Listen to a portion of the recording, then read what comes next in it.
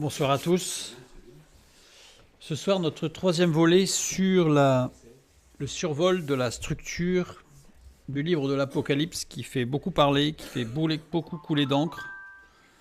On lit de tout, on entend de tout, des choses contradictoires. Et on va voir, une fois de plus, qu'un tout petit peu de méthode évite les écueils, évite de dire des bêtises, évite de dire n'importe quoi. Comme je le dis à chaque fois, la première chose qu'il faut, c'est garder toute humilité devant un tel texte qui est construit d'une façon si parfaite, si extraordinaire, que qui peut dire j'ai compris, je vais vous expliquer. Je crois que, comme on l'a déjà vu et on va encore le voir ce soir, beaucoup de choses nous échappent, nous échapperont et nous échapperont toujours tant que nous serons ici-bas, parce que ce texte est parfait et notre compréhension est imparfaite. Donc comment, avec une compréhension imparfaite, arriver à comprendre un texte parfait, ça me semble impossible. Je reviens sur les deux termes structurel et structural, parce que ça va être particulièrement important de bien avoir la différence ce soir. Quand on parle de structurel, c'est-à-dire qu'en fait on examine la forme et l'organisation d'un texte en se concentrant sur les aspects comme la syntaxe, la mise en page, la narration ou les dispositifs stylistiques pour comprendre le texte, avant même d'aller chercher l'essence, c'est-à-dire ce qu'il dit. Et l'aspect structural, c'est se concentrer sur les éléments constitutifs d'un texte tels que les personnages, les thèmes, les motifs et les relations entre ces éléments. C'est-à-dire qu'on a vraiment deux choses différentes. Alors qu'ils sont très proches, bien sûr, puisqu'elles se superposent, elles se confondent, mais elles sont différentes. L'aspect structurel permet de mettre en lumière la façon dont la forme influence le sens. Si on donne un sens qui contredit l'aspect structurel, c'est que le sens n'est pas bon. Et pour l'aspect structural, en fait, permet de saisir la cohérence interne du texte et comment chaque partie contribue à l'ensemble. Parce que comme je le dis parfois, nous avons des personnes qui sont un peu spécialistes de prendre un texte, de le sortir du contexte et de l'utiliser comme prétexte pour soit se justifier, soit faire dire au texte n'importe quoi. Donc il est très important de garder l'idée qu'un texte fait partie d'un contexte et on ne peut pas l'extraire de ce contexte. Ni d'un point de vue structurel, comme on l'a vu par exemple dans les premières parties, s'il y a un chiasme, sortir une partie du chiasme et exclure complètement la structure du chiasme qui pointe vers un centre, c'est clair qu'on va dire n'importe quoi. Donc il faut être dans la logique structurelle. Et évidemment structurale, c'est-à-dire respecter l'enchaînement, la structure des personnages, des motifs, etc. De la même manière. Les deux se superposent, comme je l'ai dit. Donc je voulais repréciser cela. Et le titre que j'ai donné à cette troisième partie, ce sont les textes prophétiques. Alors, ce qu'on va voir ce soir n'est pas spécifiquement orienté Apocalypse. J'aurais pu utiliser ce que je vais dire ce soir d'une façon très générale sur la Bible. Mais il va falloir avoir bien conscience de la manière dont la Bible fonctionne d'un point de vue prophétique, pour bien comprendre que la Bible, ce n'est pas une Bible de cristal dans laquelle on va lire l'avenir et on va devenir des voyants. C'est-à-dire que la Bible, ce n'est pas son but. Par contre, elle nous donne des éléments de compréhension. C'est ce que nous allons voir ce soir avec quelques exemples. Je vais utiliser deux exemples que je vais une fois de plus survoler parce que chacun des exemples mériterait 2 voire 3 heures d'explication, mais on va les survoler. Je reviens sur ce que nous avons déjà vu, mais vraiment pour l'avoir à l'esprit. Revenons sur les 3 notions du temps dans la culture grecque antique. Et quand je dis grec, c'est pas que grec, c'est toute la culture antique, puisque c'est jusqu'à la Renaissance. Jusqu'à la Renaissance, le temps était perçu comme cyclique. Tout était cycle. Pas forcément cycle qui se répète en lui-même, mais tout était cyclique. L'existence était rythmée par les répétitions des saisons, des naissances, des morts. Aujourd'hui, on fuit le cycle. Aujourd'hui, on fuit le fait que, oui, il y aura une mort.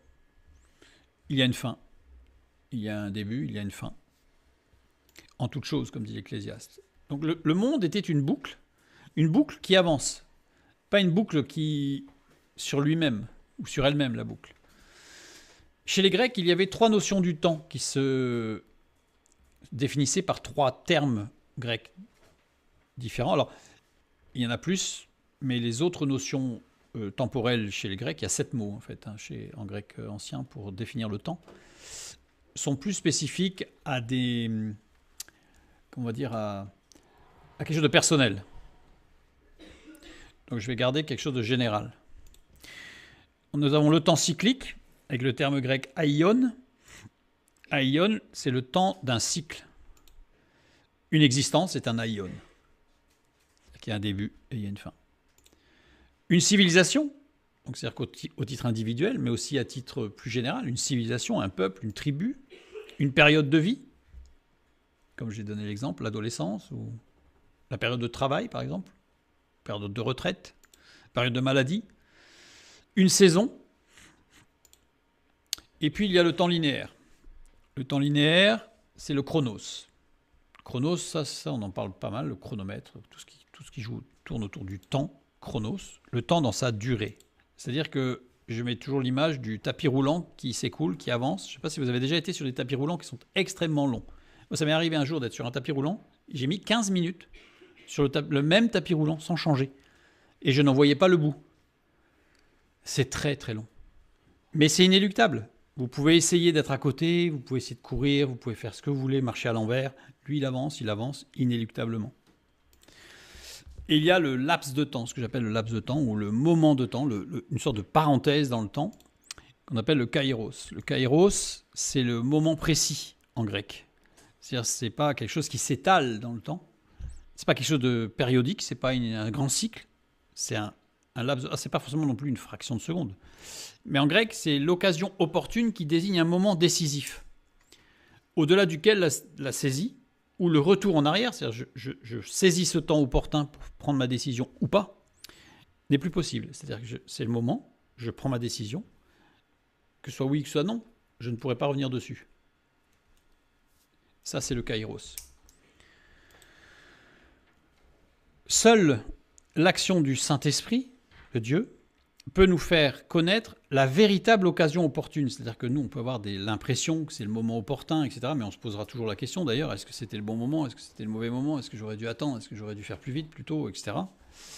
Mais Dieu connaissant toutes choses, par le Saint-Esprit, la véritable occasion, elle est révélée par le Saint-Esprit, sans que celle-ci ne soit une impression ou une perception subjective. C'est-à-dire qu'à un moment donné, elle s'impose d'elle-même. C'est le temps de la décision effective, efficacité du présent opportun qui, comme instant dans le temps, peut se représenter sous d'autres formes dans une appréhension circulaire du temps, mais qui ne sera jamais plus le même. L'occasion se représente avec un contenu différent. Je peux avoir l'impression que j'avais l'opportunité de saisir une occasion particulière, je décide de ne pas bouger, je ne fais rien. Peut-être que cette occasion va se représenter, mais ce ne sera pas la même occasion en réalité. Peut-être une deuxième chance, entre guillemets, mais les choses auront changé, donc ce ne sera pas exactement la même opportunité. Donc le kairos est unique. La traduction latine de kairos a été rendue, par exemple dans la Bible en latin, dans la Vulgate, par opportunitas, qui veut dire opportunité, saisir l'occasion. Donc on voit bien le sens de kairos, qui malheureusement en français a été traduit souvent par temps. C'est le temps. C'est pas suffisamment précis. J'essaye de donner une représentation schématique pour le concept on puisse le saisir et quelque part, je dirais, le concrétiser. Alors, je le représente sous forme d'une spirale qui fait qu'on y retrouve les cycles, chaque spire, chaque tour, mais en même temps, on a le chronos qui est inclus dedans, puisque on avance, on ne revient jamais au même point. On peut avoir, parce qu'il y a des questions existentielles qu'on a rencontrées une fois, qu'on va rencontrer une deuxième fois, qu'on va peut-être rencontrer une troisième fois. Mais on ne les abordera pas de la même manière, parce qu'il y aura du vécu, parce qu'il y aura de l'expérience, parce qu'il y aura des déceptions, des joies. Donc dans tous les cas, on avance. On ne pourra jamais revenir à un point où on était. Ça, c'est inclus par le kairos. Donc on a le cycle, ce que j'appelle un cycle, c'est-à-dire qu'à un moment donné, on va revenir sur des questions, sur des opportunités. C'est l'aion. Et dans les cycles, on va avoir des kairos, c'est-à-dire des moments particuliers de décision. Et on en aura dans chaque cycle. À chaque période de notre vie, on a des décisions à prendre. Cette décision qui peut enclencher d'ailleurs un nouveau cycle. Soit un début de cycle, soit une fin de cycle, soit une accélération ou une modification du cycle dans lequel on est. Dans la Bible, nous pourrions représenter l'écoulement du temps avec la notion de cycles événementiels. On va tout particulièrement parler de cela ce soir. Et je représenterai sous cette forme, c'est-à-dire une sorte d'horloge spiralée, parce que souvent on entend des expressions nous sommes à minuit moins 5, minuit moins 3 de la fin des temps, etc. Et puis certains vont vous dire oui, mais les apôtres, il y a 2000 ans, ils disaient déjà la même chose. Oui, ils disaient la même chose. Mais parce que à l'horloge, le minuit, on va l'avoir plusieurs fois. Mais c'est clair qu'un jour, il n'y en aura plus. Ce sera le dernier. Mais quand sera-ce le dernier ? Il y a des éléments bibliques qui nous permettent de dire qu'on avance. Il ne faut pas être, je dirais, très intelligent pour comprendre qu'on avance, puisqu'on est dans le chronos. Donc forcément, on avance. On ne peut pas revenir en arrière. On ne sera jamais stationnaire. Mais c'est là l'ambiguïté, en fait, de ceux qui se disent « ça y est, j'ai trouvé ». Alors, vous avez toutes sortes de théories sur toutes sortes de dates où c'était la fin du monde. Alors, évidemment, il y a des choses très farfelues. Puis il y a des choses, je pense que, quelque part, c'est pas que c'était faux, c'est pas que c'était juste, c'est que c'était un kairos. Et à l'horloge, en fait, on s'est retrouvé à un minuit, dans un cycle. Et on va en parler particulièrement ce soir. Alors, ça paraît un peu complexe, mais c'est complexe pour nous qui sommes latins et, je dirais entre guillemets, modernes.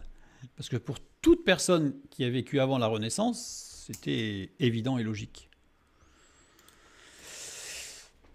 Dans une existence humaine, dans l'histoire d'une famille, dans l'histoire d'un pays, d'un peuple, dans l'histoire de l'humanité, nous trouvons de nombreux cycles.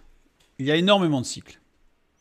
Donc je représente une sorte de spirale. Alors, ça peut être l'histoire de l'humanité, ça peut être l'histoire d'un peuple. Enfin, toujours est-il qu'il y a toutes sortes de cycles. Le temps avance, mais si on prend une personne, une famille, un peuple, une tribu, un pays, l'humanité, on va y retrouver des cycles. Alors évidemment, c'est très schématique parce qu'on imagine que si je prends ne serait-ce qu'une famille, on va juste imaginer une famille avec 4 personnes. C'est-à-dire que chacun a ses propres cycles dans ses cycles. Ça veut dire qu'en fait, on a des spirales de partout. Donc très vite, ça devient ingérable pour nous. Pour Dieu, simple. L'histoire du peuple de Dieu, donc dans la parole de Dieu, dans la Bible, en est une illustration frappante. C'est-à-dire que quand on lit le texte biblique, alors le problème aussi, c'est que nos Bibles ne sont pas dans l'ordre chronologique. Je ne sais pas trop, enfin si, je sais pourquoi, mais je trouve ça assez curieux et dommage d'avoir classé les livres bibliques dans un certain ordre qui n'est absolument pas l'ordre chronologique. Ce qui fait qu'on a des événements qui nous sont relatés, qui se sont produits à la fin, alors que d'autres sont relatés après, alors qu'ils se sont produits au début. Donc forcément, quand on les lit, ça fait un mélange. Mais si je les mets dans l'ordre, on y voit, même sans être dans l'ordre, on les voit, mais on les voit encore plus, tous les cycles du peuple de Dieu qui s'est rapproché de Dieu, qui s'est éloigné de Dieu, qui est revenu à Dieu, qui s'est éloigné de Dieu, et puis qui a eu les exils, et puis il est revenu. Enfin, des cycles, toutes sortes de cycles. Avec des temps particuliers, des kairos, des temps de repentance, des temps de réflexion, des temps de retour, des temps au contraire de refus. Donc il y a énormément de kairos qui interviennent tout au long de l'histoire de ce peuple, dans la Bible. Dans la parole de Dieu, on y voit tous ces moments qui sont soulignés. Alors, il y en a forcément d'autres, puisque ceux qui nous sont soulignés, c'est ceux qui nous permettent à nous de comprendre non seulement l'histoire, mais d'avoir peut-être un reflet sur nos propres vies à nous. Et donc, on a tous ces éléments qui vont venir petit à petit construire l'histoire. L'histoire dans la parole de Dieu. Et tout s'inscrivant évidemment dans le temps irréversible chronos. C'est-à-dire qu'il y a un avant, il y a un après. Et il n'y aura jamais un retour d'après vers l'avant. Évidemment, c'est le rêve de la science-fiction, mais ce n'est pas possible. Et d'ailleurs, petite parenthèse que je vais fermer très vite, ce n'est pas le sujet, scientifiquement, on peut démontrer que le voyage dans le temps n'est pas possible. Ça met en jeu des lois de physique qui s'appellent les lois de l'entropie en particulier. Ce n'est pas possible. Donc c'est de la science-fiction et ça restera de la science-fiction. Et comme dans tous les récits bibliques, l'Apocalypse décrit de nombreux cycles avec des temps particuliers de décision. Et ça, on le voit dès qu'on lit l'Apocalypse, on voit il y a les 7 lettres aux églises, il y a les 7 trompettes, les 7 sceaux. Enfin, en fait, on voit qu'il y a de nombreux cycles qui nous sont rapportés. Dans la parole de Dieu, nous avons des récits à caractère prédictif. Et là, on va commencer à prendre un exemple. Je vais prendre Genèse chapitre 32, des versets 1 à 21. Alors, on ne va pas lire tous les textes parce que ça serait très long. Je vous inviterai évidemment à les lire après, dans le chronos, après. Qu'est-ce qui se passe dans ce chapitre ? Après avoir servi 20 ans chez son oncle Laban en Mésopotamie, Jacob retourne vers la terre de Canaan. Jacob, qui a reçu la promesse de Dieu, il a femmes et enfants, et il retourne dans son pays, puisqu'il était en exil, il était parti. Il craint la rencontre avec son frère Ésaü, qu'il a trompé, puisqu'il lui a volé son droit d'aînesse, pour obtenir la bénédiction de leur père Isaac des années auparavant. Donc là, il craint, parce que Ésaü est un homme qui est assez violent, et donc il craint que Ésaü ne se venge et ne le tue. Mais il faut qu'il rentre. Alors, il y a des raisons familiales, il y a son père qui est très malade, il y a des choses, donc il faut qu'il rentre.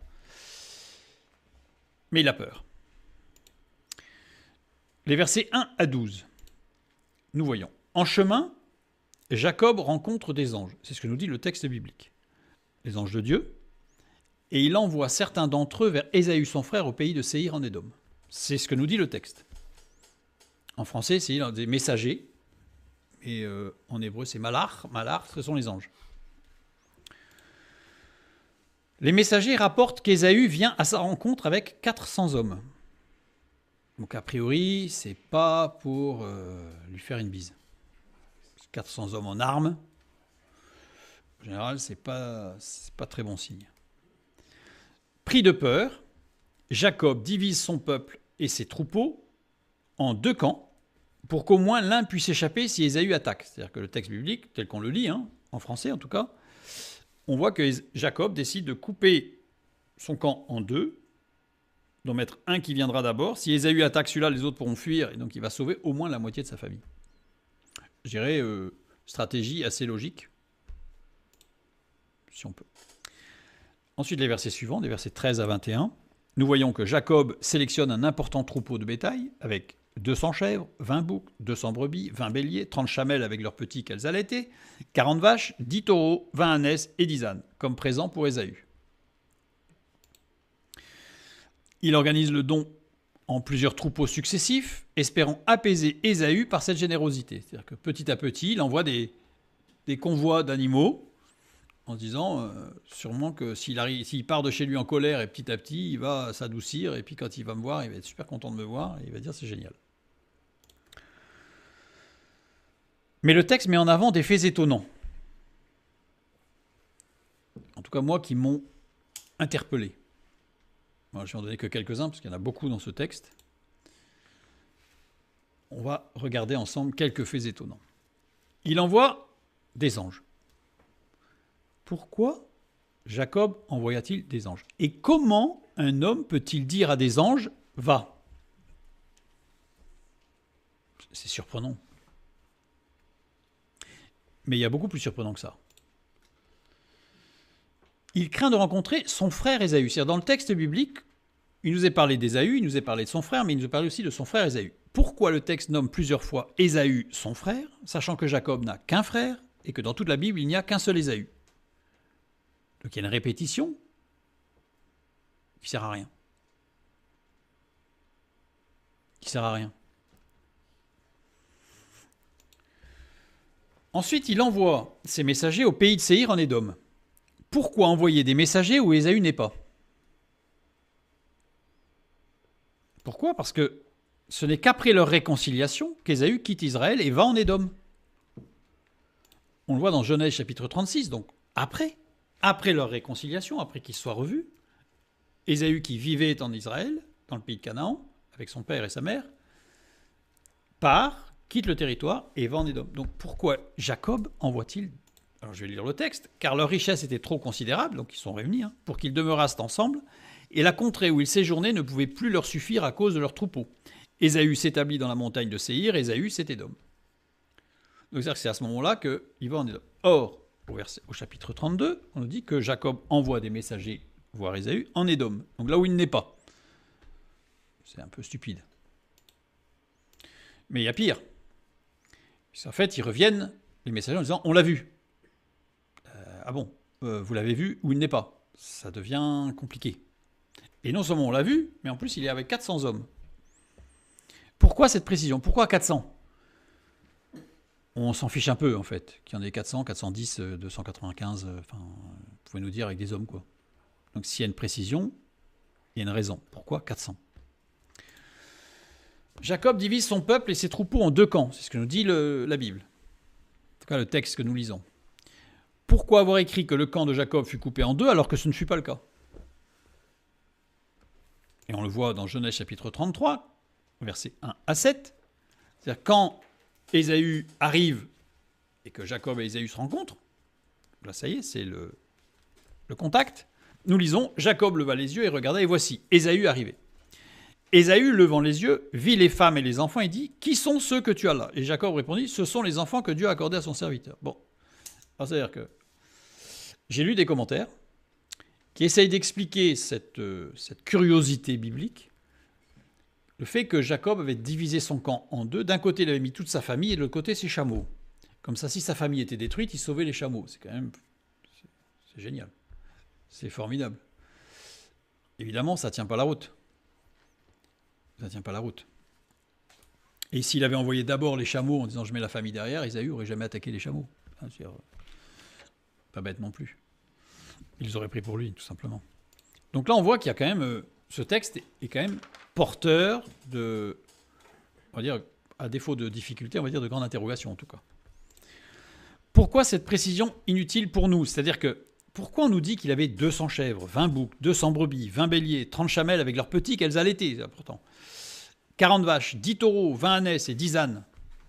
On s'en fiche un peu, en fait, qu'il y ait 10 ânes, 12 ânes, et qu'il ait même envoyé des moutons, n'importe quoi, en fait.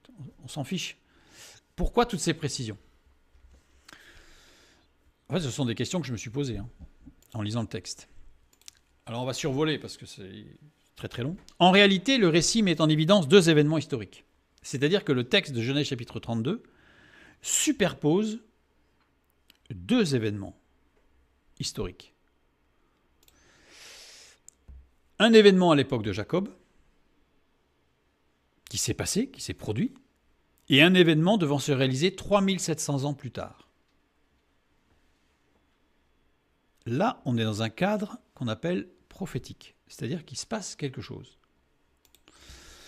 La description du premier fait historique ne permettait pas de savoir quand cela se produirait. C'est-à-dire que si je vais vous donner quelques clés de lecture, mais si je lis Genèse 32 et que j'extrais ce qui concerne le second événement et que je ne lis que le premier événement, je ne peux rien trouver, je ne peux rien déceler qui me permettrait d'entrevoir la description du second événement.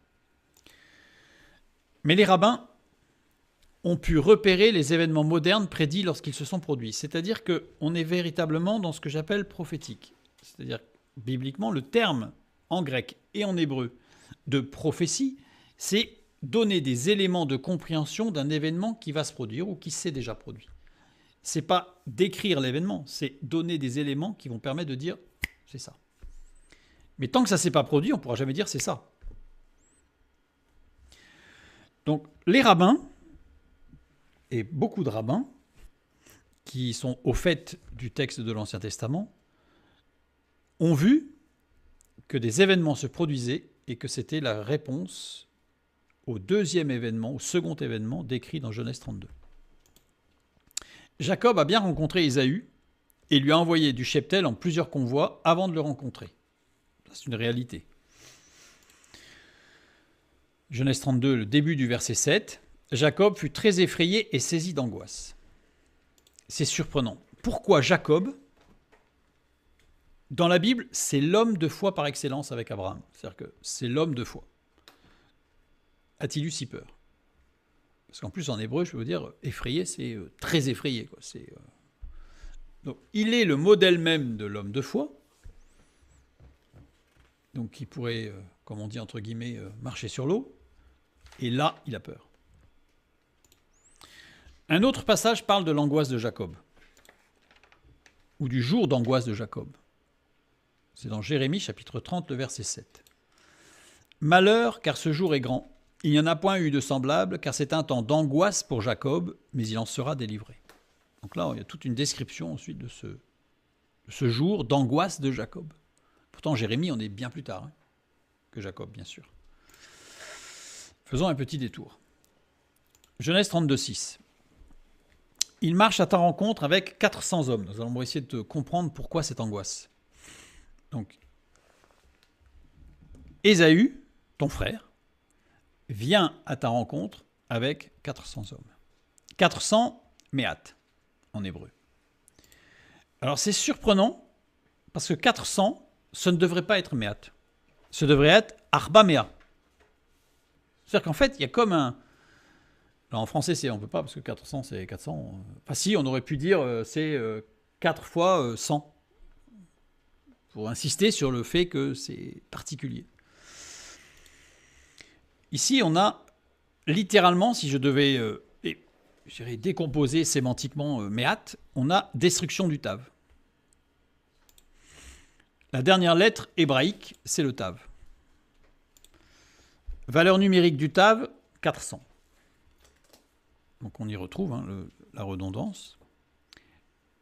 Symboliquement, le nombre 400 représente la souffrance, on le voit dans Genèse 15, 13, le rachat, la justification, le salut dans la Bible. Initialement, la lettre Tav avait une forme de croix, c'est-à-dire qu'initialement, elle s'écrivait comme ça. On le sait parce qu'on a retrouvé des médaillons de l'époque des Maccabées, c'est 200-300 ans avant Jésus-Christ, frappés de la lettre Tav en croix, avec le mot Tav. Donc on sait que la lettre Tav avait la forme d'une croix, et non pas d'un X, mais d'un T, c'est-à-dire une croix. Puis, par déformation successive, elle est devenue ce que l'on connaît, le Tav. Puis, avec une forme cursive, un peu plus élégante, un peu moins bâton. Remarque. À la sortie d'Égypte, les Hébreux durent sacrifier un agneau sans défaut et placer du sang de cet agneau sur les poteaux et le linteau de leurs portes et laisser le sang à l'extérieur pour ne pas être atteint par l'ange exterminateur. On sait que l'agneau, c'est l'image de Christ, du Fils de Dieu, mort sur la croix. Si je trace une porte couverte par le sang de l'agneau, j'obtiens ceci. Et comme l'écuelle devait être à l'extérieur, parce qu'il ne devait pas y avoir de sang à l'intérieur de la maison, ça donne ceci. On a un tave, en fait. On a un tave et le sang de l'agneau est sur le tave, qui était initialement une croix. Jésus a dit « Je suis la porte, nul ne vient au Père que par moi ». Donc il est la porte et il est sur la croix. Il est descendu de la croix, il est ressuscité. Par ailleurs, dans Ézéchiel chapitre 9, le verset 4, l'Éternel lui dit, passe au milieu de la ville, au milieu de Jérusalem, et fais une marque sur le front des hommes qui soupirent et qui gémissent à cause de toutes les abominations qui s'y commettent. Mettre une marque sur le front de ceux qui suivent Dieu et qui veulent suivre Dieu. Le mot marque ici, c'est le mot tav. Cette marque-là, c'est une croix. Donc, c'est-à-dire que le front devait être marqué d'une croix. Le tav est la marque du salut en Christ. La croix. C'est-à-dire qu'en fait, non seulement 400 représente, puisque c'est la lettre tav, la souffrance, le rachat, le salut, mais aussi la croix de Christ. Évidemment, la croix qui représente la souffrance, le rachat, le salut. Tout est logique, évidemment. Une autre remarque sur ce sujet, cette marque sera singée par Satan à la fin des temps, mais pour l'asservissement et la perte des hommes. C'est-à-dire que dans l'Apocalypse, on voit qu'il est parlé d'une marque. Mais ce n'est pas la même marque. Information, la marque de Caïn n'était pas un tav, mais un oft. C'est-à-dire que ce n'est pas la même forme. Alors pour ceux qui sont un peu férus justement, entre guillemets, de science-fiction, je soulignerai juste, mais je ne vais pas m'étaler, que la marque de Harry Potter sur son front, c'est un oft. Quand je vous dis que il y a des choses quand même qui sont assez curieuses. Je ferme la parenthèse. Je continue donc ici pour montrer que, voilà, on comprend maintenant, on commence à entrevoir ce qui se passe, pourquoi Jacob est si terrorisé, si effrayé. C'est parce qu'en fait, il voit, il perçoit, il a la révélation, il comprend que plus tard, il va y avoir une destruction massive, avec un risque de destruction complète du salut. Mais Dieu lui révéla que plus tard, un autre homme ayant les mêmes sentiments qu'Ésaü tenterait de détruire le peuple d'Israël. Et le jeu dans ce texte, c'est que quand on parle d'Ésaü, ou quand on parle de son frère, on parle d'Ésaü, le frère de Jacob. Et quand dans le texte il est parlé de Ésaü ton frère, c'est Ésaü l'autre, celui qui viendra plus tard. Et déjà, si vous avez cette lecture, vous avez cette clé, relisez le texte et vous allez voir que c'est deux textes qui se superposent en fait. Pourquoi ? Parce qu'on va être dans deux kairos, dans deux moments, dans deux instants de décision qui vont être similaires, mais qui ne sont pas les mêmes. Ils sont décalés dans le chronos. Pour sauver Israël, il faudra que le camp soit séparé en deux pour que si l'une des moitiés est détruite, il reste l'autre moitié. Donc en fait, la division du camp en deux ne concernait pas la famille de Jacob, mais elle concernait l'autre partie. Quand je dis que les rabbins ont pu repérer les événements modernes prédits lorsqu'ils se sont produits, alors il y a des textes, il y en a beaucoup, il y a pas mal de textes en fait qui ont été soulignés. En 1933, la politique que met en place Adolf Hitler interpelle les rabbins. Et en particulier Rabbi Levi Yitzhak Schneerson, déclara qu'il fallait couper la yeshiva en deux. C'est-à-dire la yeshiva, c'était l'école juive. C'était la dernière école juive du monde, elle était à Berlin, et il risquait d'avoir une disparition complète du judaïsme. Parce qu'Hitler voulait évidemment supprimer toute trace du judaïsme. Et ce rabbin en particulier, je dirais chef de file, mais il n'était pas le seul, s'est dit, ce qui a été décrit dans Genèse 32 est en train de se produire, il faut obéir, il faut couper la yeshiva en deux. Petit détour pour voir ce qui s'est passé, mais très rapidement, parce qu'il s'est passé beaucoup de choses, évidemment. En 1939, donc c'était en 1933. En 1939, pacte secret de non-agression entre l'Allemagne et la Russie. Partage de la Pologne. Mais un fait singulier se produisit. Une ville est oubliée dans le partage entre Hitler et Staline. C'est-à-dire que c'est Vilnius. C'est-à-dire que ici, l'Allemagne va rentrer en Pologne, il va y avoir ce pacte de Varsovie, qui fait qu'à un moment donné, ils vont, entre la Russie et l'Allemagne, ils vont découper la Pologne en deux. Ils vont se répartir les territoires. Sauf que, curiosité de l'histoire, dans le partage, Vilnius est une ville qui s'est mise à appartenir à personne. C'est-à-dire que politiquement, elle a été oubliée, exclue des territoires. Donc c'est une ville qui était sans pays. Dans l'histoire, je ne suis pas sûr que ce soit reproduit. C'est documenté, bien entendu. Et donc, jusqu'en juin 1940, Vilnius est appelée la Jérusalem de l'Europe. Pourquoi ? Parce que, alors, petite histoire, en 1875, il y avait 37 909 juifs à Vilnius. En 1939, 80 000 juifs. Imaginez l'exode. En 1929, suppression des visas entre le Japon et la Lituanie. Je fais vite. En 1939, le vice-consul japonais Shune Sugihara, vous excuserez ma prononciation, ignore les instructions du gouvernement japonais et délivre près de 10 000 visas. 10 000 visas en 2 jours. Imaginez, il n'y avait plus de visas, et en 2 jours, 10 000 visas. Donc forcément, le Japon l'a interpellé, bref, il a quand même continué. Vilnius, Mir. C'est-à-dire que la moitié de la yeshiva de Berlin est montée à Vilnius. De Vilnius, elle est partie à Mir. Et pourquoi Mir ? Parce qu'elle est allée jusqu'à Shanghai par le transsibérien. C'est-à-dire qu'ils ont traversé toute la partie russe, du RSS, soviétique, on va dire, avec la Torah, avec tout ce qui va avec, dans le transsibérien. Ils étaient plus de 2500 dans le train. Enfin, il faut juste imaginer quand même ce qui se passe là. C'est d'une discrétion redoutable. Les 2500 juifs avec la Torah, avec les cheveux en guirlande de chaque côté et tout, là, c'est un truc hyper discret, qui traverse, je dirais presque au nez et à la barbe de tout le monde, tout le continent de l'Eurasie, pour aller jusque tout au bout de l'URSS et en fait ensuite rallier Shanghai.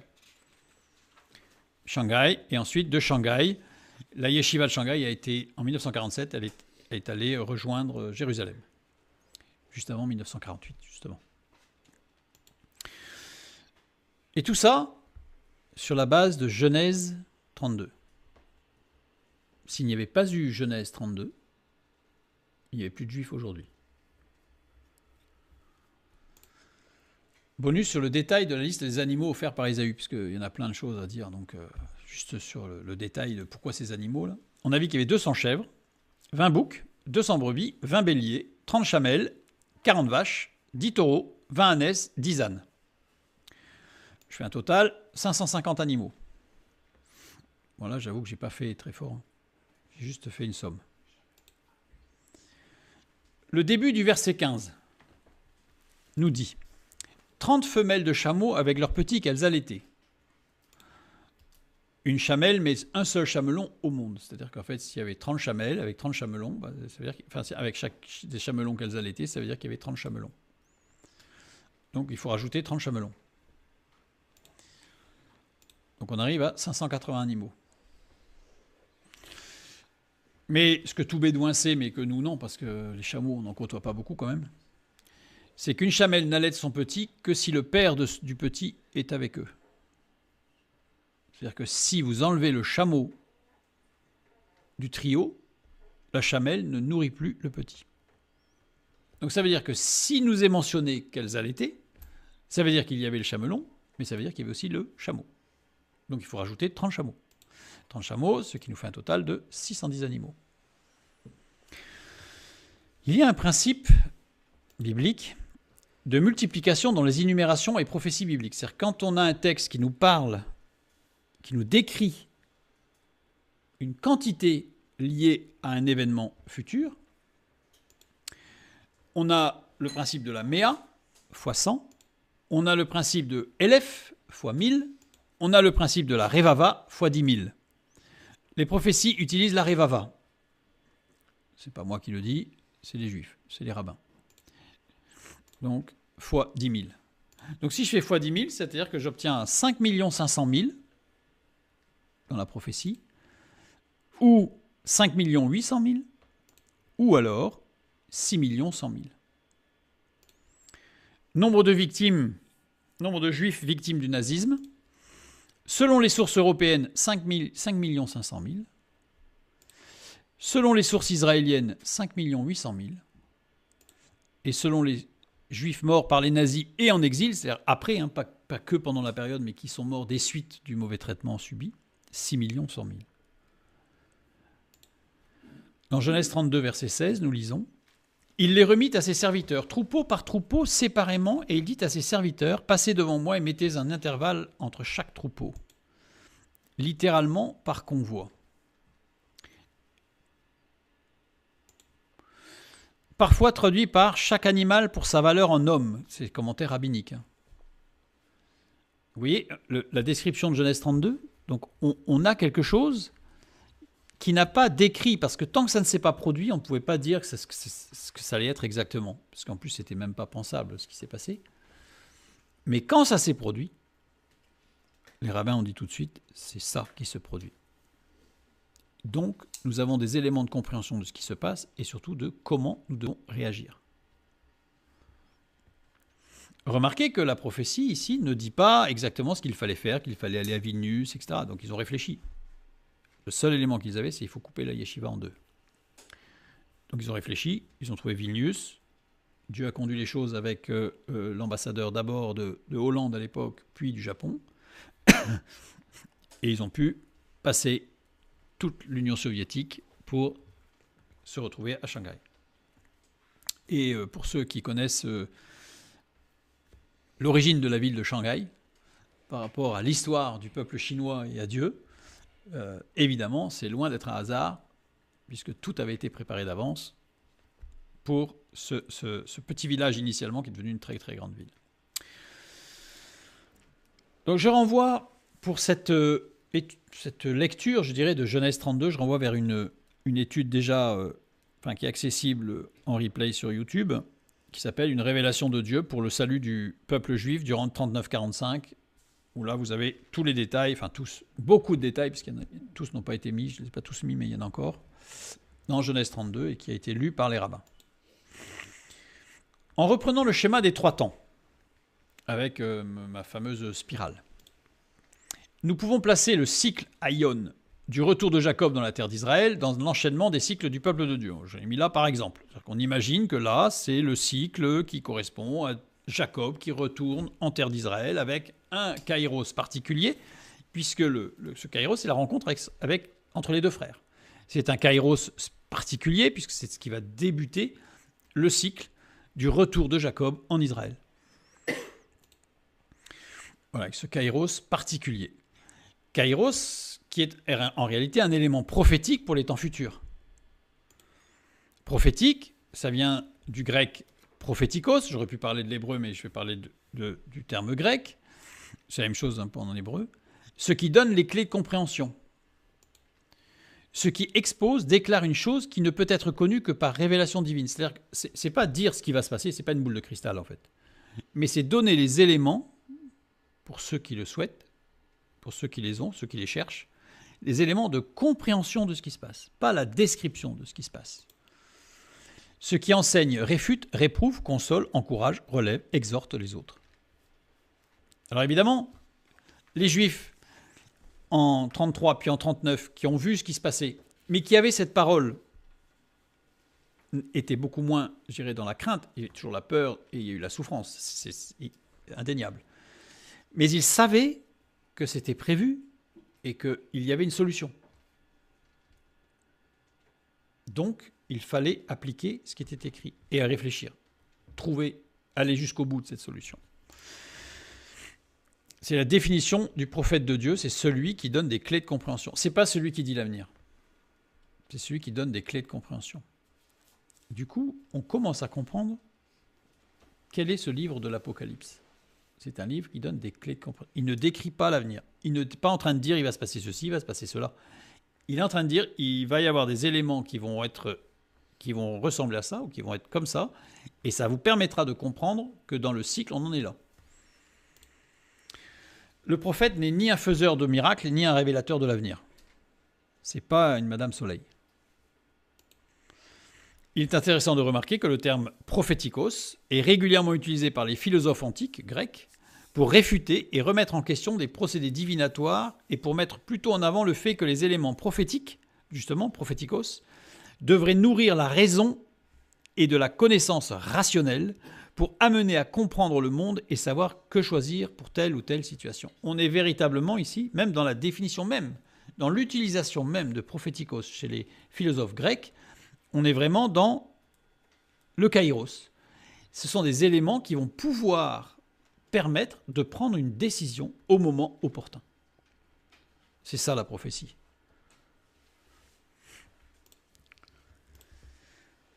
Oups, arrivé trop tôt.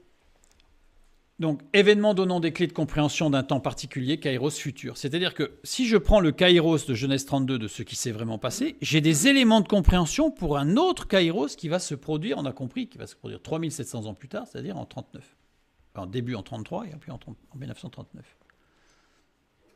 Mais ce n'est pas la description de ce qui va se passer, j'insiste. Pour le début d'un nouveau cycle, Aïon, qui aboutira au retour des enfants de Jacob dans la terre d'Israël. C'est-à-dire qu'on a une similitude. On a dans le premier kairos un moment décisif qui va permettre à Jacob de retourner en tour d'Israël. Et dans le deuxième kairos, on va retrouver la même structure, structurale, avec le retour des Juifs en terre d'Israël, en 1948. Donc ça va être le début du kairos, le début. Donc on a ces deux-là, ces deux kairos qui, quelque part, en fait, sont en résonance, je dirais. Un autre passage biblique est prophétique d'un événement inclus dans le cycle Aïon futur, dans ce cycle-là. C'est le récit d'Esther. Le récit dans le livre d'Esther est lui aussi extrêmement particulier, puisque c'est le seul livre de la Bible, on nous dit, où le mot Dieu n'existe pas, il n'apparaît pas, ce qui est surprenant. Et en fait, c'est pas si surprenant que ça, évidemment, quand on voit pourquoi, mais bon.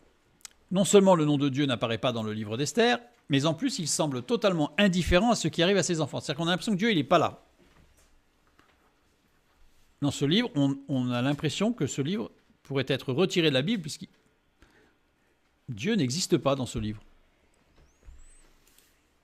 Sauf que, Esther 5.4, nous lisons le verset central du livre d'Esther. Voilà ce que nous lisons dans le verset qui va être le centre, vous savez, le chiasme, etc. Donc le centre du livre d'Esther, c'est celui-ci, en hébreu. Et Esther dit, si le roi le trouve bon, que le roi vienne aujourd'hui avec Aman au festin et que je lui ai préparé. On y voit ici un début de ligne avec la lettre Yod. Enfin, alors, le centre, en fait, le premier mot, c'est le Yod. Le deuxième mot commence par la lettre E. Le troisième mot par la lettre Vav. Le quatrième mot par la lettre E. C'est-à-dire qu'en fait, on y trouve le tétragramme. Ce qui est au centre du livre d'Esther où Dieu n'apparaît pas, c'est le nom de Dieu. Le tétragramme est au cœur du livre d'Esther. C'est comme s'il était dans une discrétion totale, mais il est là. Il est même central. Il y a un jeu de personnages dans ce livre, entre Assuérus, le roi, et Dieu. Quand le texte emploie le roi Assuérus, c'est qu'il s'agit du roi Assuérus, comme tout à l'heure, Ésaü ou son frère. Mais quand on a le roi, tout simplement, le roi, il s'agit de Dieu, le roi des rois. Et là, quand on commence à lire le texte, on voit qu'il y a une superposition à nouveau. Et on voit qu'Esther, parfois elle parle au roi Assuérus, et parfois elle parle au roi. Et quand elle parle au roi, elle prie Dieu. Le roi de Perse ne maîtrise rien de ce qui se passe. Le roi des rois semble absent. En fait, une sorte de similarité. Là, on se dit, le Dieu, il n'est pas là. On voit que le roi de Perse, il est complètement manipulé par son premier ministre Aman. En fait, il est complètement hors circuit. Le roi de Perse ne protège pas ses sujets. Et on a l'impression dans le livre d'Esther que Dieu, le roi des rois, semble ne pas voir ses enfants. Il ne les protège pas. On a l'impression que c'est Esther qui se dépatouille et qui fait ce qu'elle peut. Et que Dieu n'est pas là. En fait, le personnage principal du récit n'est pas Assuérus, mais Aman.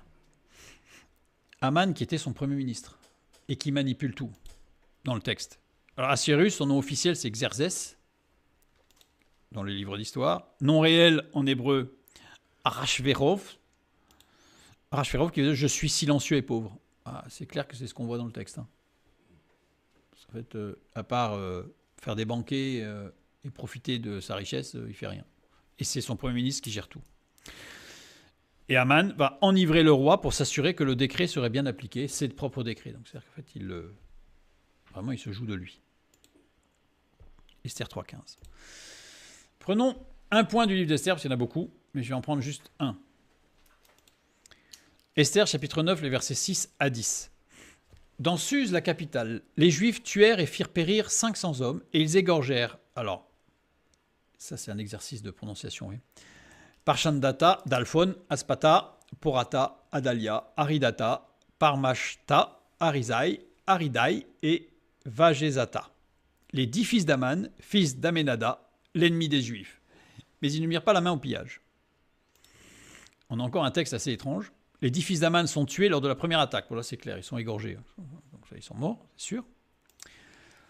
On lit un peu plus loin, donc les versets qui suivent, les versets 12 et 13. Juste après. Et le roi dit à Esther, ah, vous avez souligné, c'est pas le roi Assuérus. Hein. Et le roi dit à Esther, les Juifs ont tué et fait périr dans Suse, la capitale, 500 hommes et les 10 fils d'Aman. Ils sont bien morts. Qu'auront-ils fait dans le reste du province du roi? Quelle est ta demande? Elle te sera accordée. Que désires-tu encore? Tu l'obtiendras. Esther répondit, si le roi le trouve bon, qu'il soit permis aux Juifs qui sont à Suse d'agir encore demain selon le décret d'aujourd'hui et que l'on pende au bois les 10 fils d'Aman. Donc, ils ont été tués la veille, égorgés, et elle demande à ce qu'on les pende.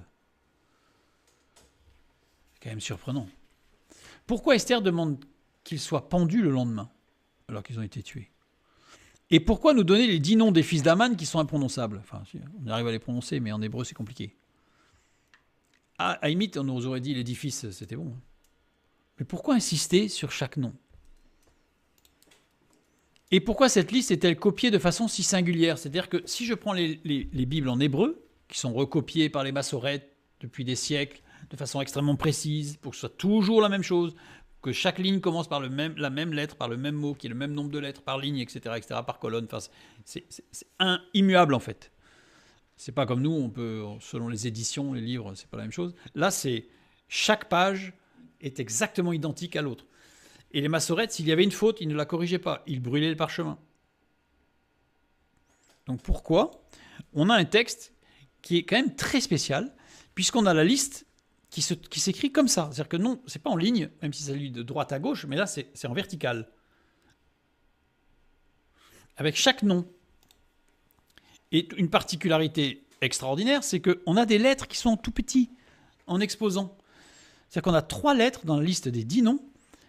3 lettres sont minuscules et en exposant. Comme X carré, le petit 2, bah, il est exposant, il est un peu en hauteur, il est écrit plus petit. Et pourquoi dans le texte on a ces 3 lettres? Ça m'a interpellé. Je sais pourquoi on a 3 lettres écrites toutes petites. Et pourquoi? Donc, ce qui est très très peu fréquent dans la parole. Dans la Bible, c'est très peu fréquent. Et on a, au début, enfin, on finit par une lettre qui est beaucoup plus grande que les autres. Alors, en hébreu, il n'y a pas de lettre majuscule ou minuscule, hein, donc c'est-à-dire que c'est tout pareil. Or là, on a une qui est beaucoup plus grande. Là encore, c'est surprenant. Alors là, par contre, ce n'est pas rarissime, on va dire. C'est assez fréquent. Par exemple, le Bereshit, le premier mot de la Bible, le Beit, la première lettre, elle est plus grande que les autres. Bon, il y a des raisons à chaque fois. Une raison, évidemment, structurelle et structurale. Donc là, il y a forcément une raison. Alors, pourquoi, depuis que le livre d'Esther existe, la liste des 10 fils d'Aman est-elle recopiée de manière particulière? C'est une question que je me suis posée. Alors, je vais donner une réponse. Il y a plusieurs réponses. Enfin, il y a plusieurs choses qui se complètent, etc. Mais je vais en donner juste qu'une. Liste des 10 fils d'Aman, telle qu'elle est copiée et recopiée depuis des milliers d'années. Donc, je la reprends ici, avec les petites lettres.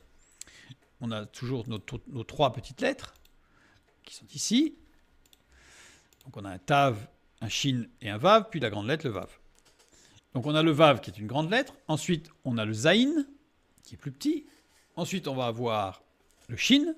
Et enfin, on va avoir le Tav. Ça fait 4 lettres.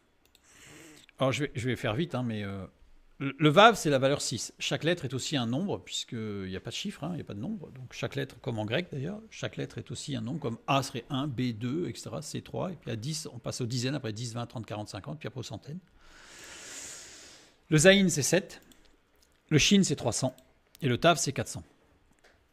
Donc, si je considère que c'est une date, parce que je fais vite, je renverrai un lien vers une étude plus complète où tout est détaillé.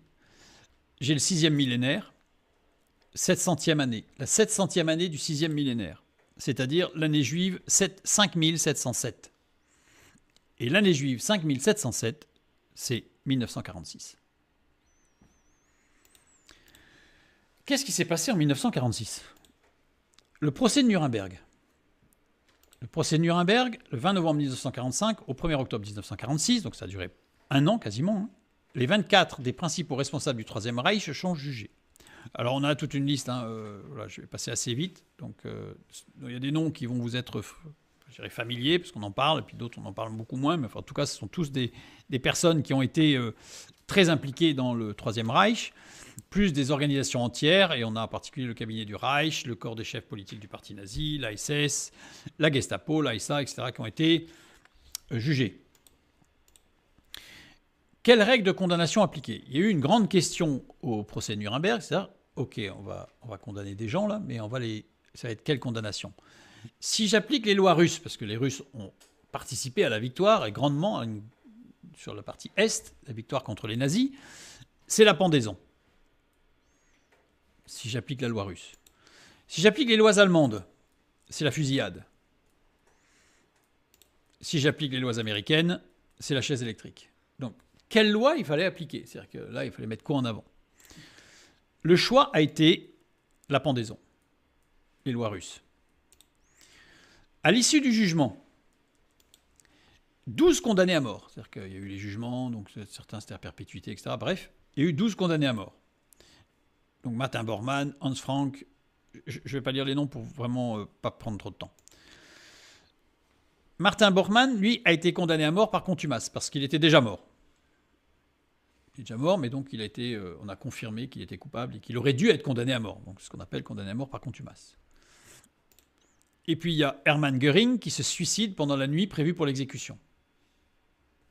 Donc ça veut dire qu'en fait, on a eu 10. Vous commencez à voir où on arrive là. Il y a eu 10 personnes, 10 condamnées à mort. Le 16 octobre 1946. Esther 9-13, je lis. Esther répondit, si le roi le trouve bon, qu'il soit permis aux Juifs qui sont à Suse d'agir encore demain selon le décret d'aujourd'hui et que l'on pende au bois les 10 fils d'Aman. Demain, machar, en hébreu, qui veut dire demain, mais qui veut aussi dire dans l'avenir. Au bois, ils ont été pendus sur une potence en bois. Et ironie de l'histoire, je dirais, l'exécuteur de la sentence s'appelait John Wood. Ça ne s'invente pas. Ça ne s'invente pas. 16 octobre 1946, c'est le 21 Tishri 5707, c'est-à-dire que c'est la date juive, le calendrier juif. 7e jour de la fête de Sukkot, c'est-à-dire ce qu'on appelle le Hoshana Rabbah. Hoshana Rabbah, c'est le dernier des jours redoutables et la dernière occasion, le dernier kairos, de se repentir avant que le jugement consigné par Dieu ne soit définitivement rendu. C'est-à-dire que tous les ans, ils ont un jour particulier, les Juifs, pour une remise en question complète de sa vie devant Dieu pour savoir si j'ai besoin de me repentir ou pas. C'est ce qu'ils considèrent être le dernier, pour employer un anachronisme, puisque je vais parler d'un terme grec qui est apparu bien après l'origine de cette fête et de ce jour, mais c'est gérer le dernier kairos de l'année. Nous, très souvent, chez nous, c'est le 31 décembre. Le 31 décembre, souvent, on fait un petit point et on se dit, allez, l'année prochaine, j'arrête ceci ou je commence ceci, je vais faire du sport. Enfin, bon, voilà, on prend des décisions. Qu'on tient ou pas, c'est autre chose. Mais voilà, c'est notre jour de remise en cause. Enfin, eux, c'est le 21 Tishri. Enfin, c'est l'équivalent pour nous. Enfin, c'est pas tous les ans pareil, puisque c'est lunaire. Donc, en tout cas, c'est en octobre. La dernière nuit est la nuit du repentir. Et il y a jusqu'à 6 heures du matin pour se repentir. C'est-à-dire que la repentance est possible les jours dans le calendrier juif. En fait, c'est pas comme chez nous, c'est de 6 heures du matin à 6 heures du matin. C'est les jours. Les 10 nazis, les 10 fils d'Hitler, ont été définitivement jugés à Hoshana Rabbah le 21 Tishri de l'année juive 5707. Exactement ce jour-là. Et Julius Streicher, qui a été le dernier pendu, le dernier à la potence, qui hurlait Heil Hitler. Au moins, il n'a pas changé d'avis, il était toujours fidèle à ses convictions initiales. En montant sur les marches de la potence, il dit « Et maintenant, je vais à Dieu ». Il avait conscience de ce qui allait se passer, surtout qu'il a vu ses 9 autres camarades passer à la potence avant lui, donc il savait ce qu'il attendait. Au moment où la trappe s'ouvre, donc le sol se défait sous ses pieds, qu'il tombe, il hurle « Fête de Purim ». 1946. Il y avait des dizaines de journalistes du monde entier, ça a été rapporté dans tous les journaux du monde, vous pouvez avoir des coupures du Brésil, de tout ce que partout dans le monde. Les journalistes disent, il s'est mis à hurler Purim 1946, avec des yeux écarquillés, comme s'il voyait quelque chose. Or, ce qu'il faut savoir, c'est que il était 5h55 du matin, 5 minutes avant 6h. C'est pas rien. Je veux dire, ça fait beaucoup quand même, pour que ce soit le pur fruit du hasard. Et Purim, c'est la fête du souvenir du livre d'Esther pour le salut des Juifs que Haman voulait détruire. Dans les années 2000, vous savez, en Suisse, il y a des comptes numérotés, on ne connaît pas le propriétaire. Mais au bout de 50 ans qu'il n'y a eu aucun mouvement sur le compte, le nom du propriétaire doit être dévoilé pour que des héritiers potentiels puissent... Puisque si on considère que ça fait 50 ans qu'il n'y a pas eu un seul mouvement sur le compte, on peut considérer que le propriétaire est mort. Donc il y a une règle suisse.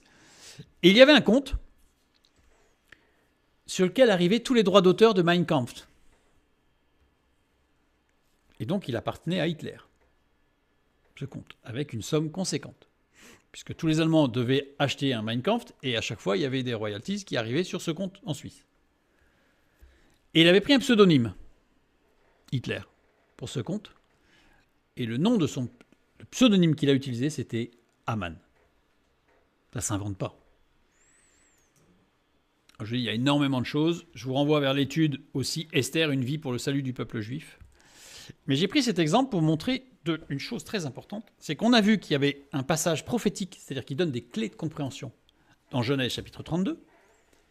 Mais il y a un autre passage qui va compléter ces clés de compréhension pour le même cycle, Esther. Et le livre d'Esther se trouve dans un autre cycle, Aïon. Donc je l'ai représenté ici en orange, donc il est à une autre période dans le chronos, hein, c'est-à-dire complètement détaché de la précédente, avec un autre contexte historique, avec plein d'autres choses. Mais dans ce cycle-là, il y a quelque chose de particulier, puisqu'on a un temps particulier, un kairos prophétique particulier, donc futur, ici, par exemple, hein, et qui va avoir une résonance à nouveau avec l'autre événement donnant des clés de compréhension d'un temps particulier, kairos futur, partiellement décrit dans un autre temps particulier, kairos du passé. C'est-à-dire que faut bien comprendre que la Bible, c'est pas des petits papiers carambars là qu'on sort et puis pof, on a une révélation, puis pof, pof, pof, on les tire et puis c'est génial, quoi. C'est-à-dire que la Bible, c'est un ensemble uni et on ne peut pas sortir un texte du contexte pour en faire un prétexte. Et l'Apocalypse, c'est le dernier livre.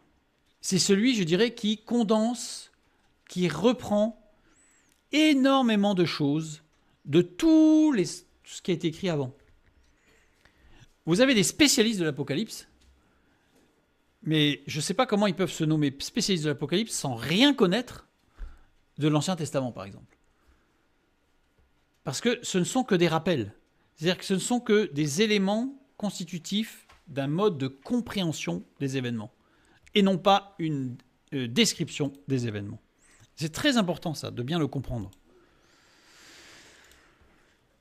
Pour comprendre une description prophétique d'un cycle dans l'Apocalypse, il faut nécessairement intégrer toutes les descriptions prophétiques se rapportant au cycle décrit. Alors vous allez me dire, ouais, mais c'est un travail de fou. Ben oui, mais de toute façon, alors Dieu nous a jamais demandé de connaître ça. Il nous donne des éléments qui, petit à petit, et la Bible elle-même le dit, petit à petit vont s'éclairer au fur et à mesure que les choses vont se produire. Donc c'est-à-dire que c'est pas la peine de se mettre martel en tête et d'aller chercher à essayer de connaître. Les choses se révéleront au fur et à mesure qu'on en aura besoin. Et pour ce faire, il faut se laisser conduire par le Saint-Esprit au travers des Écritures. Parce que j'ai essayé d'expliquer, en fait, au travers des premiers exemples, et je vais en donner un deuxième très rapidement après, que celui qui veut avoir la prétention de dire un jour « je saurai tout », c'est pas la peine. Soyons humbles. Nous ne connaîtrons jamais. Ce texte est parfait. On l'a vu à maintes reprises. Je renvoie vers les dernières études sur l'aspect constructal du texte, etc.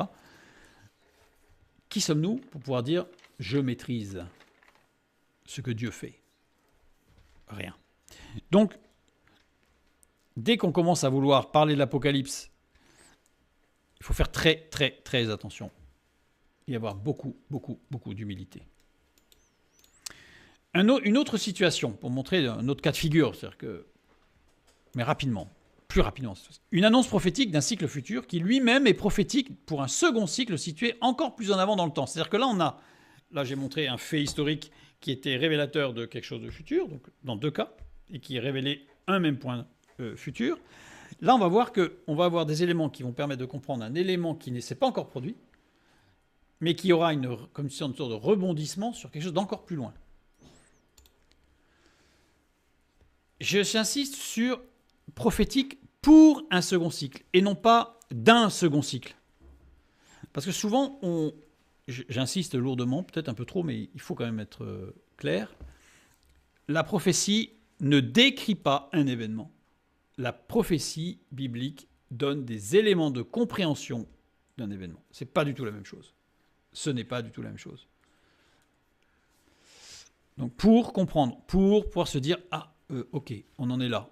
Et si Dieu nous dit, nous permet de comprendre où on en est, c'est pour qu'on puisse se dire, ok, je sais ce que j'ai à faire. Et du coup, je réfléchis Comme couper le camp en deux. Ok, je vais couper le camp en deux, mais je vais en faire quoi? Donc il faut réfléchir.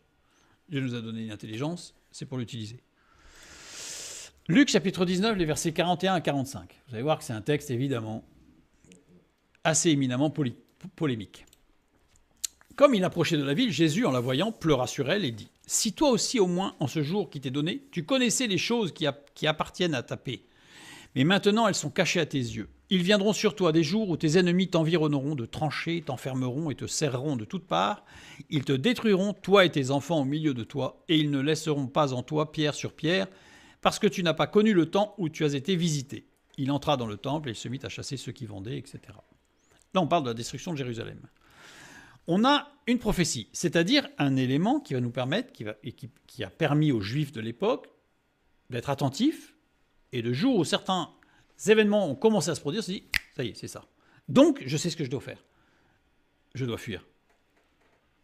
Et ils ont été sauvés parce qu'ils ont fui. Mais ils n'avaient pas la description en disant l'armée de Titus, elle va arriver, ils vont faire comme ci, ils vont arriver par le sud, par l'est, par l'ouest. Non, c'est juste quand vous commencerez à voir ça, vous saurez que, et là, le conseil que je vais vous donner, c'est de fuir. On constate ici que dans ce texte, qui est rapporté par l'évangile de Luc, les verbes sont tous conjugués au futur. Évidemment, c'est quelque chose qui va se produire, donc c'est futur. Jusque-là, logique. Mais si je prends maintenant Matthieu 24, 2, qui parle de la même chose, mais il leur dit, voyez-vous, tout cela, je vous le dis en vérité, il ne restera pas ici pierre sur pierre qui ne soit renversée. C'est-à-dire qu'on est dans le même moment où Jésus décrit quelque chose. C'est rapporté aussi par Marc, dans le chapitre 13, le verset 2. Jésus lui répondit, vois-tu ces grandes constructions, il ne restera pas pierre sur pierre qui ne soit renversée. Là, je constate que les verbes sont conjugués à l'aoriste. Et ils ne sont pas au futur. C'est-à-dire qu'il y a comme une subtilité grecque. Alors l'aoriste, c'est un temps qui n'existe pas en français, qui est impossible à rendre, puisque l'aoriste, c'est le concept du verbe ne fait pas référence au passé, au présent, au futur. C'est une conjugaison qui est toujours... Enfin, une sorte de... Ce serait comme si nous, on disait en même temps quelque chose de passé, de présent et de futur. C'est pas possible, en fait. On ne peut pas le faire. On ne peut pas le faire. Il faut faire des périphrases, enfin des trucs un peu compliqués. Et insister sur le fait que, ouais, en fait, c'est un truc... C'est plus que toujours vrai, c'est-à-dire que ça se produit n'importe quand. Donc là, on a deux textes qui se superposent, avec un texte qui est, je dirais, à l'indicatif futur. C'est un fait, quoi. Donc là, on décrit un fait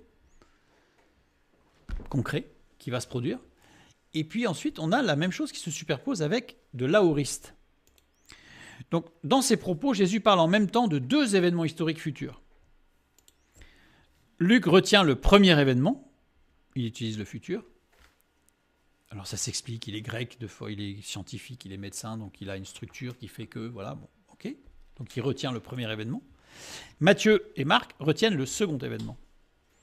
Donc vous avez des gens qui se battent, là, des théologiens, hein, qui se battent pour dire, ouais, mais là, il parle de la destruction de Jérusalem en 70. Ah non, mais moi je vous dis que ce sera la fin des temps. Ah mais non. Alors qu'en fait, il parle des deux. En fait, les deux ont raison, mais les deux ont tort de se battre. Ce que Luc décrit va s'accomplir en 70 par l'armée de Titus, justement, qui va encercler Jérusalem et qui va détruire Jérusalem. Et là, on sait que les disciples, ceux qui ont écouté Jésus, dès les premiers éléments où ils ont commencé à faire des tranchées, etc., ils se sont dit, hop, là. Ils sont partis et ils ont été sauvés. Et puis, Matthieu et Marc, lui, eux, ils retiennent le second événement, accomplissement avant le retour de Jésus sur terre.